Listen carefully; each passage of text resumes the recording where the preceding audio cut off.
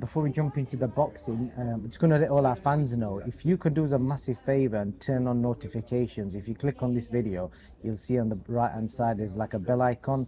Click on that and turn on notifications. It just helps us to reach our fans with all the latest content.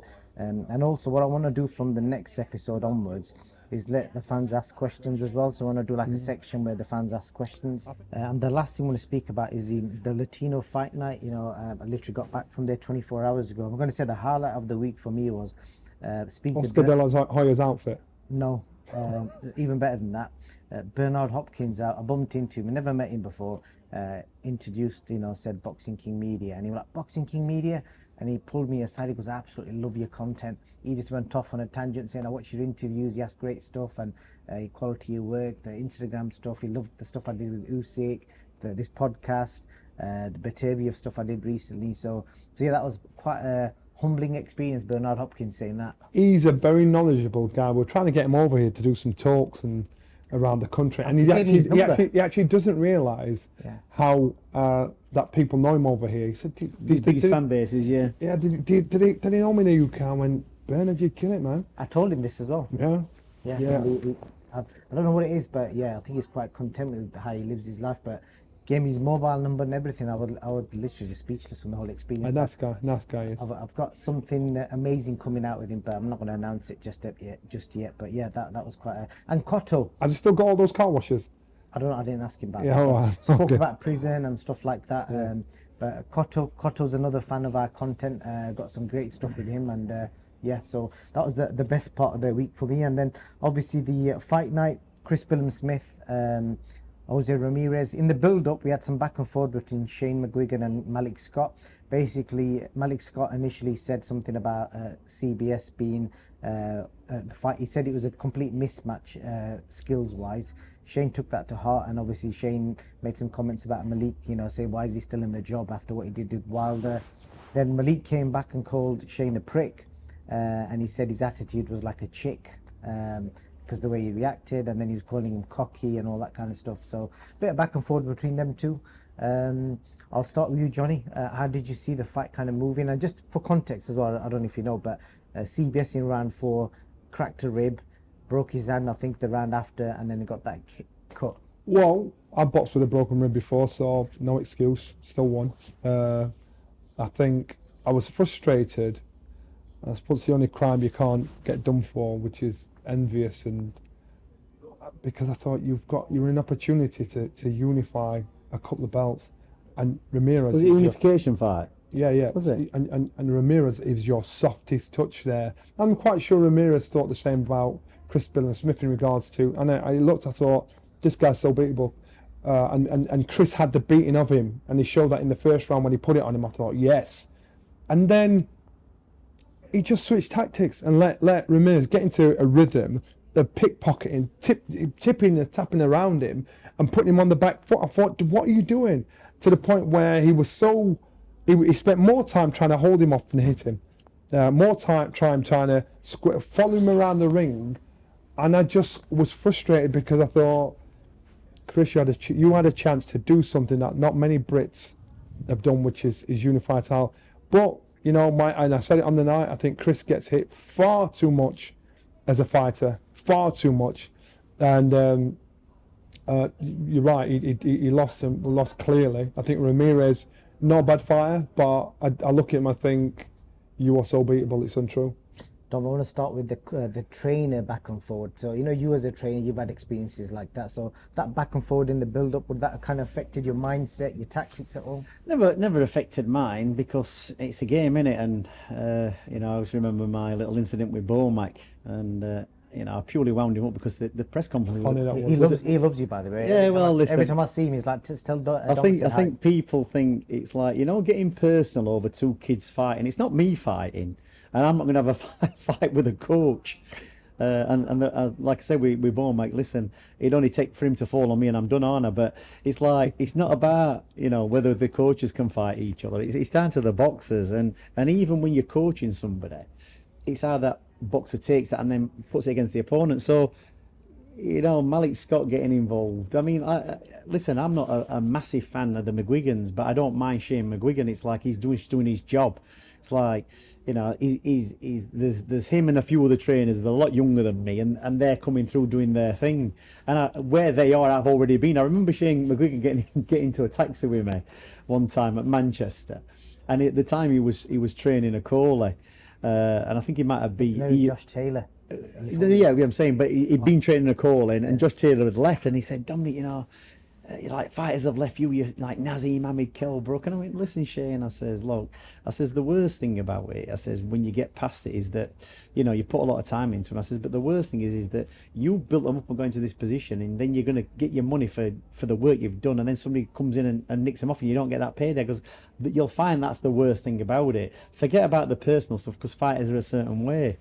Oh, right. I said, in time you'll find that one door closes, another one opens, and if you're good enough at what you do, you will get, you know, better fighters. And it's worked out to be true, because since Josh Taylor left him, Shane McGuigan really has had a lot of good. He's had Devoir, he's had all these other good fighters come through. Yeah. He's cemented himself as an upcoming fighter, and it's probably jealousy on Malik's part that, you know, Shane McGuigan did box. I don't know how good he was, but he did box. He has been punched in the face, and now he's coaching really good kids, and he's got a better coaching record than Malik Scott.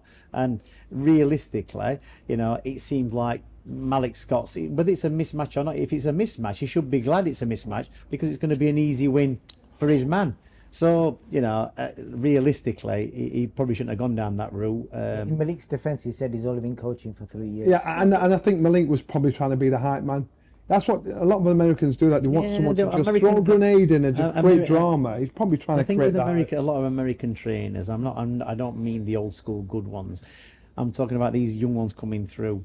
They're all showing no substance, and I've seen plenty of them. They talk a good training camp, they talk a good game, and really they're not. They're just blaggers. And looking at Malik Scott, and I haven't really watched much of him, only with what he's done with Deontay Wilder. I don't think he was qualified enough to be training Deontay Wilder. I think the biggest mistake they made were getting rid of Mark Breland. That's my opinion. And where, you know, Malik Scott were with Deontay Wilder now he's finished, isn't he? He's been smashed to bits, and he's a shadow of his former self. He's coming back, by the way. Well, maybe he is, but the proof of the pudding will be if Malik Scott ever gets a better coaching record than Shane McGuigan. As for Chris Billam-Smith, look, there'll always be a place in my heart for Chris Billam-Smith, because he's a nice kid. He's a nice kid. I once met him down at Matchroom one time, and he's a tough kid. He does his stuff, and you know, for me, when he beat Okolie, he did everybody in Britain a big favour by getting Okolie off at TV. You know, Mickey Mousing around him in pity pat fights. I've always got to give, you know, Chris Billam-Smith a pat on the back, because he got Okolie off of TV as a world champion. So, you know, that's what I like, because he was so. People used to say about you, if Johnny Nelson were boxing me back garden, I'd draw the curtains. Well, what would you do with him if you had to watch him in your back garden? I don't know. Chuck a bucket of water on him. I don't know what it is, but he was so unappealing as a fighter. But listen, Chris Billam-Smith, he's not technically the best, but he's a very strong, tough kid, and that way he fights is only going to last so long. Yeah. But do you know what I thought? I didn't realise it, because I didn't actually look at the titles. I just saw the fight. You don't know whether somewhere there he's had a bit of a mind blank, where he's thought, well, this kid's like, you know, he holds so many belts as well, and you just don't know. He was a WBA champion. Yeah, all right. Chris is WBO champion. Yeah. So you don't know whether he just had this thing, well, like a confidence crisis. Do you know what I mean? Halfway through the fight, and then realised as he came back into it, it's a fight I could have won.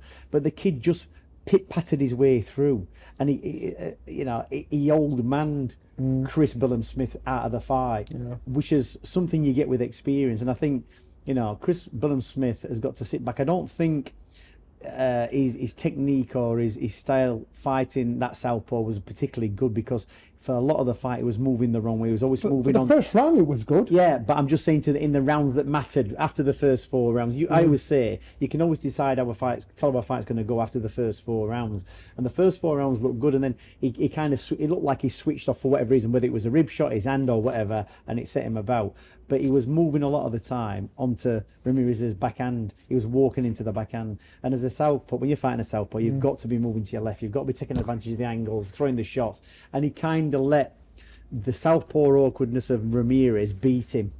Do you know what I mean? That's what he looked like to me. And he didn't really have that answer So, you know, more training, more experience fighting southpaws. It's probably a fight he could do again. It's probably a fight he could win. Should it have been stopped? Was any argument for Chris to be pulled out, do you think, Johnny?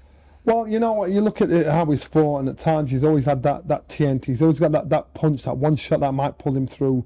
But it just seemed like as the rounds rolled on, it became more and more of an uphill struggle for him to find his way around it. And Shane wouldn't have known his rib was broken, or Because he probably would have told him. His hand was broken. But, you know, and you're right, probably didn't tell him when I broke my rib. The only reason why Dominic knew is because he asked me what was going on. But I just think as the fight rolled on, could Shane have pulled him out? Looking at it, I just thought he gets it too much. And so pull him out. But then it was for a unification belt, so I get that. I do get that. What do you think of a potential, because they're talking about Ramirez and Opataya next. I think Opataya's got a fight in between. Would you kind of see the favourite in that now, Dom? It's interesting because I've seen Jay Opataya and you know, he's another one who's a very good fighter, but sometimes he looks like he has a bit of a confidence crisis. He's a very good on top fighter. Yeah, and like I said, when I watched his fight last year in Saudi against, you tell me, the port was he Beatriz? Yeah. You know what I mean? It's like he made a really hard fight out of that. He kind of gave Brady's too much respect, and he kind of laboured in that fight. Because I went with my nephew, and my nephew goes, "Oh, this Jay Opataya, he's going to be somebody who's you know, he's going to be this, he's going to be that, he's going to be other." I think, all right. I'd never seen him box, and I watched him box, and I thought, well, he's got everything it takes, but there's something missing. There's something, you know, his confidence doesn't kind of match his ability. So when it gets a bit tough, you can see him like questioning himself. So he's got to overcome that. And Ramirez, you know, it should be a fight that Opataya should win. But if Ramirez comes in and starts pit-patting him and all manning him and fiddling him around and makes it awkward, it could be an awkward fight for Opataya. It's a fight that Opataya's got to really be switched on for, really have a good look at Ramirez, work him out, and keep on top of him all the 12 rounds and not give him a chance, because, you know, Ramirez was under fire in the early rounds against Chris Smith, and he kind of weathered the storm a little bit. He didn't fall to pieces, and he came through it, and he ended up winning the fight. So any opportunity you give fighters like that, and don't forget he's Mexican, so that it's built into him, you know. He's been the champion before as well. He was former super middleweight champion, Arthur Abraham, so he'd been there before. On his resume, experience. On his resume, you think this guy is probably a lot better than he actually is. And you might be right. Chris might have looked at him and thought, I'm in deep here, but I think Chris had the beating of him. I just do. It's such just for context, you know what Dom said about Jai there. I don't know if it's an observation that you might have picked up, but Jai's that fight with Bradis was his 4th fight with a different coach. But prior to that, he was coached by his dad. So the last fight with Jack Massey, where he stopped Jack Massey in 6 rounds, his dad was back in charge. But you've also got to remember, Bradis had not boxed for 2 years prior to that. They'd boxed I think it was 2 years or a year prior to that. So he'd been out the ring as well. They'd boxed each other before, so that's not really an excuse to give him on that performance. And then the last thing, you know, Don brought up Lawrence Okolie. I know when he fought your fight in Garbo, he stopped him in 6 rounds, and I know you give a lot of stick to Okolie, but I've always got to find a different. He's got 15 knockouts in 20 fights. But he's moving up to heavyweight. Just signed with Frank Warren, so we might as finish on Okolie. I'm start with you, Johnny, before we get Don back in the room. So Frank Warren signed him up. You know, he's part of the Frank's massive heavyweight stable. 15 knockouts in 20 fights, and I think when I spoke to him the other week, he's put on 25 kilos from when he was like fighting at cruiserweight. It's a lot of weight. I'm guessing 25 kilos. So what do you make him as a heavyweight? Is Don being a bit harsh? You know what? I got that harshness with my style as well. It wasn't everybody's cup of tea. I grew into that style. It's probably from an ugly duckling turning his into style's is like a very watered down version of yours. Yeah, that's even worse. And now I've always waited for it all to come together for Lawrence. So maybe now he's stepped up to heavyweight. Now that style, you know, the frustration about him because it's been on a public scale. You know, now that style at heavyweight, it might suit him better at heavyweight because he's going to have to get there and he's going to have to get involved in it. So I hold judgment about giving him a hard time because I've been there, I've been in those shoes, and I've had that criticism. But I just hope that all comes together. Now he stepped up to heavyweight, and that might be the thing. Because as you're saying that, because I always like to judge fighters on results. He's cleaned up domestically, won every belt there is domestically. Now. He's actually grow in public. Yeah, Wait a minute, he didn't clean up domestically. He won the Commonwealth, British, European. But if he cleaned up domestically, then he'd beat Chris Smith, and he didn't. No, but that was a world title fight. I'm on about domestic. He's British. He's British domestic. He's a domestic fighter. So domestic belts. you can listen. Winning the British and Commonwealth and European title in past 2020, is 10 times easier than it were trying to win one in 1980, because trying to win a British title in 1980 or before, or like trying to win one of the lesser world titles today, that's just a fact. Because I've been there, I've seen the British title fights. They were they were totally different. So when you're making out he's cleaned up domestically, well then Chris Smith could have been, and him, to be honest, when they boxed, would have made a British title fight in 1980 or 1990. That's what it had done. So let's not get ahead of ourselves with Mr. Okolie. What about stopping your fighter in Garden? Yeah, well, the reason I've got such a bug in my bonnet about that one, or bee in my bonnet about that one, should I say, is because that fight, all he did was clamp on. That's all he did. Hit and held, hit it all the way through the fight. And the thing is, the referee let him get away with it. Now, it's not an issue to me, it's such a big issue, because even Garbu came to me for 1 or 2 fights. It's not somebody I'd brought through for 20 years and spent a lot of time on. But that's what I'm saying to you. You see, Okolie got a perfect opportunity where he earned. He almost walked into a world title. It was so easy, the world title he got. And he got pushed all the way. He got the easy options. And then he boxed even Garbu. He held his way all through the fight and never got any kind of reprimands or one. And he did that with loads of opponents. Let's not forget, he did that with loads of opponents. So, and I said the first time he has to stand and have a fight with somebody, and I think at that time when he boxed Chris Smith, had he left Eddie Hearn? I think so. Yeah. He'd gone on his own because he was like that good. He could do it all on himself. So he left Eddie Hearn. So that was his safety blanket taken away. And Chris Smith jumped on him and beat him up. And that's what he did. Because the first time he had to fight fairly and people pulled him up and made him stand back and break, then he couldn't do them kind of tactics. And that's just the way it is. So he's going to go up to heavyweight. And I watched him box at that bridgerweight, and his condition on him from an extra weight, he didn't look good, and he'll not look good at heavyweight. He'll not be conditioned. He's not going to be big enough for an heavyweight. It'll be interesting to see. Do you know who trains him now? Who's training? Joe Gallagher. Is Joe? Oh, of course, yeah. Joe's doing it. Listen, Joe's. Dom's good mates with Joe, so regardless of the fact who's training him. He had a good win with Joe on debut against that Polish. You can only train somebody. You can only train people to the level that they allow you to train them, and that's what it's going to be. So there's been loads of fighters who come to me in the past who wanted me to train them, but I ain't got involved with them because I know what they'll try and do is they'll try and come in and tell me how to train them and what they want to do. So I don't do it, and I've been approached by a lot of fighters for that because it's no good for me. And Okolie will go into there and he might last a fight with Joe Gallagher because I know what Joe's like. So Joe'll start telling him as it is and make him do stuff, and Joel just like, well, this has got to be this way. It's funny you should say that. That's actually true. Okolie told me this, and he said he loved it. Yeah, well, the other thing is, Okolie lives out in Dubai, so Joel's been out there. So Joel go out there, but he won't live there. So and Joel probably want you in the gym, even when you're not fighting, to live in the gym, like Virgil Hunter did, or like we did at our gym. And so after a while, this is going to become tiresome because I rate Joe. But I just think, you've got to think, how's this going to work out? Is Lawrence going to come to Manchester and make camp up in Manchester for longer than 8 weeks, 12 weeks, spend some proper time there training? So it's ingrained in him how Joe trains fighters. I don't know. I think that'll be the problem down the line. I've got one last question, short answer from both of you because I've got 2 minutes left on the memory card. I'll ask you, Johnny, first. If you were stuck on a desert island and you had to pick one person to spend a week with out of these 3 people, I'm going to ask Dom the same question. Who would you choose?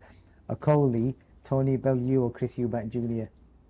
Oh my goodness! I'd have Tony Bellew. Dom, who would you spend a week on a desert island with? Okolie, Bellew, or Eubank Jr.? Well, do you know what? This is going to sound a bit weird, but I'd have Tony Bellew as well. Then we could have a threesome, couldn't we? Yeah.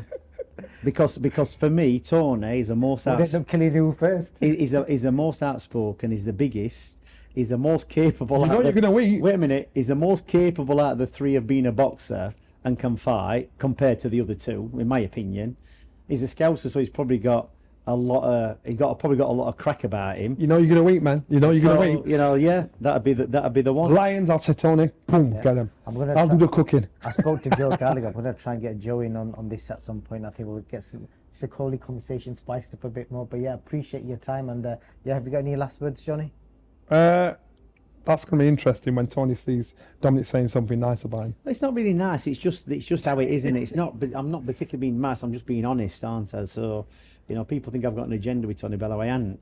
That like he likes to say stuff. That's fine. We all respect what he's got to say, and you have to give the people the same measure, don't you? So, you know, he went on. What did he go on? SAS. Do I SAS or whatever? I'm a Celebrity was on. I'm a Celebrity.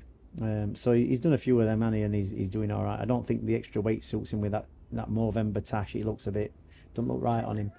But you know, he's doing all. Tony, don't get me involved with this. He's doing all right. You know, he's doing all right. And if he manages to get into Jake Paul, that'll be even better.